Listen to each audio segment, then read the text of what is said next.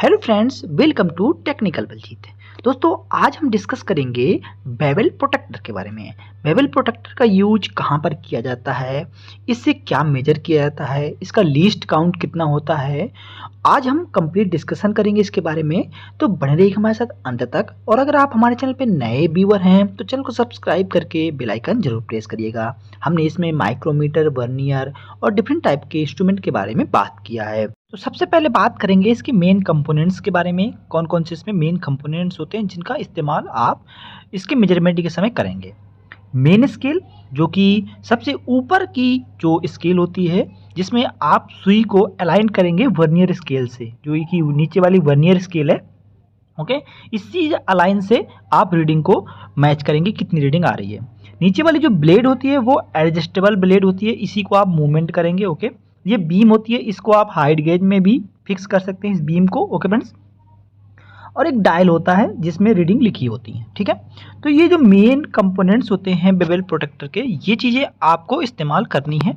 तो आइए देखते हैं आगे कि क्या क्या चीज़ें हैं जो बेवल प्रोटेक्टर से मेजर करते हैं और बेवल प्रोटेक्टर का लीस्ट काउंट कितना होता है। तो सबसे पहले अगर हम लीस्ट काउंट की बात करेंगे तो बेवल प्रोटेक्टर से 5 मिनट, ओके 5 मिनट इसका मिनिमम लीस्ट काउंट होता है, 5 मिनट। ओके फ्रेंड्स, 60 मिनट में 1 डिग्री होता है, ये चीज़ आपको ध्यान रखनी है। अगर कहीं पे भी आपसे पूछा जाता है कि बेवल प्रोटेक्टर का लीस्ट काउंट कितना होता है तो 5 मिनट होता है। और जो 1 डिग्री कितने मिनट के होते हैं, तो 60 मिनट की जो होती है वो 1 डिग्री होती है। ओके, तो ये भी चीज़ें आपको ध्यान रखनी है। ठीक है, ओके, तो आइए देखते हैं इससे कैसे रीडिंग चेक करते हैं। दोस्तों, जैसे कि आप देख सकते हैं कि जो आपकी मेन स्केल थी उसकी जो जीरो है और जो वर्नियर स्केल का जीरो है, अगर ये सामने सामने हो जाता है, ओके आमने सामने होती है, इसकी जो निडल होती है वो आमने सामने होती है, तो जो बेवल प्रोटेक्टर होता है इसका जो एंगल होता है वो 180 डिग्री होता है। ठीक है, जैसे कि आप देख सकते हैं इसमें हमने इसको सामने सामने कर दिया है। ठीक है, तो ये जो आपका हो जाएगा, ये आपका 180 डिग्री हो जाएगा, यानी कि जो बीम थी और जो आपकी स्केल थी, ओके वो आपकी क्या थी, एडजस्टेबल जो स्केल होती है वो आपकी बिल्कुल सीध में हो जाएगी, 180 डिग्री पे हो जाएगी। ठीक है, तो ये आपकी 0 पे होगी वो, और ये 180 डिग्री पे होगी। अब आपको इसको एडजस्ट करना है, जैसे ही आप इस ब्लेड को आप मूव करेंगे उतनी आपको ये डिग्री बताएगा। जैसे आपने इस ब्लेड को 90 डिग्री पे किया तो देखो जीरो वाली जो नीचे वाली वर्नियर स्केल का जीरो है, ऊपर वाली जो मेन स्केल का आपने 90 पे सामने कर दिया तो ये 90 डिग्री पे आ गया। जैसे कि हमने एक बॉक्स से इसको वेरीफाई किया है, ये बॉक्स हमारा रेक्टेंगुलर था।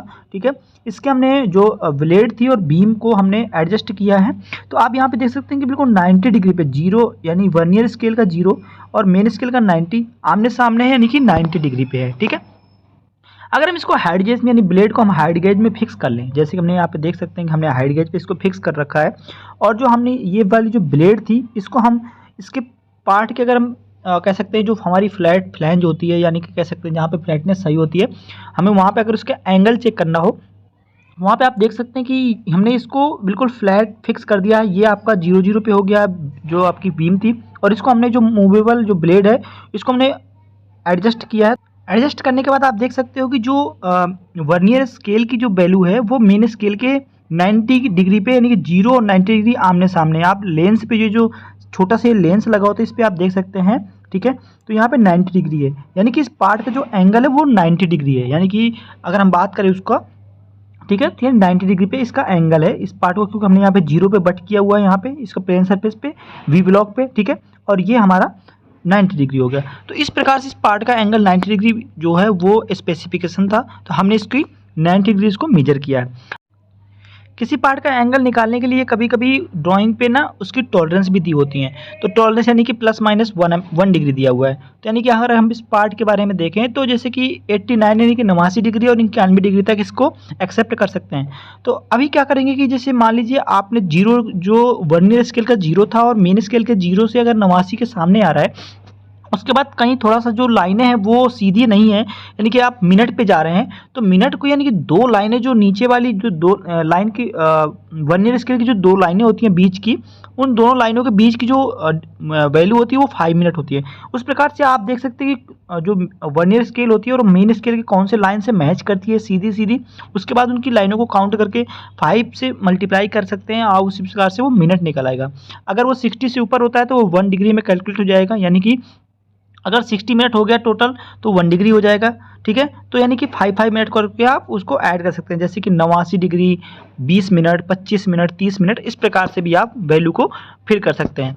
तो इस प्रकार से जो है वो बेवल प्रोटेक्टर का यूज किया जाता है, बहुत ही इंपॉर्टेंट रहता है एंगल मेजरमेंट में, पार्ट का एंगल चेक करने के लिए। यानी कि कह सकते हैं कि जो बेवल प्रोटेक्टर होता है वो एंगल को मेजर करने के लिए इस्तेमाल किया जाता है, जो भी पार्ट का एंगल होता है। ओके, तो ऐसे ही इंपॉर्टेंट वीडियो के लिए हमारे साथ बने रहिएगा, और अगर आपको वीडियो अच्छा लगा हो तो चैनल को सब्सक्राइब करके बेल आइकन जरूर प्रेस करिएगा। Thank you for watching. जय हिंद।